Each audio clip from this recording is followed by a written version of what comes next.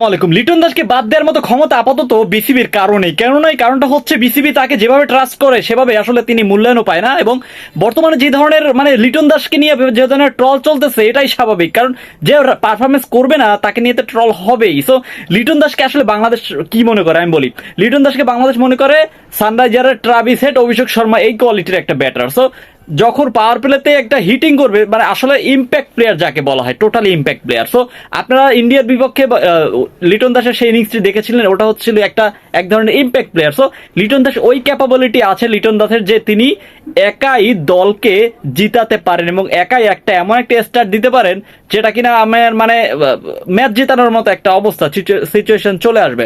কিন্তু এখন কথা হচ্ছে ভাই, লিটন দাস তো 10 ম্যাচের মধ্যে 9টাই খারাপ করে, আর একটা ম্যাচে রান পায়, তাও আবার 40 বলে 50 রান। সো এইভাবে যদি খেলতে থাকে তাহলে বাংলাদেশ ক্রিকেটের অবস্থাটা কি হবে একটাবার চিন্তা করছেন? সো আমার একটা কথা হচ্ছে ভাই, লিটন দাসকে আপনি নিবেন ঠিক আছে, ভালো কথা, কিন্তু পারফরমেন্স তো করতে হবে নাকি? ট্রাভিস হেড তো আর লিটন দাস না। ট্রাভিস হেড যে ক্যাটাগরির ব্যাটসম্যান, সেই ক্যাটাগরির লিটন দাস হতে এখন অনেক দেরি আছে।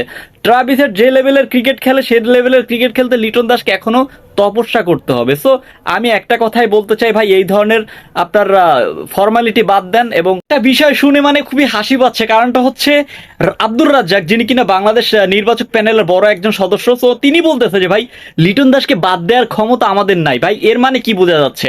এর মানে বোঝা যাচ্ছে যে লিটন দাসকে নিয়ে আপনারা অন্যরকম একটা প্ল্যানিং করতেছেন, কিন্তু আপনার 10 ম্যাচে যদি 9টা ম্যাচ খারাপ খেলে একটা ব্যাটসম্যান, তাকে না নেয়ার থেকে না নেয়াই ভালো।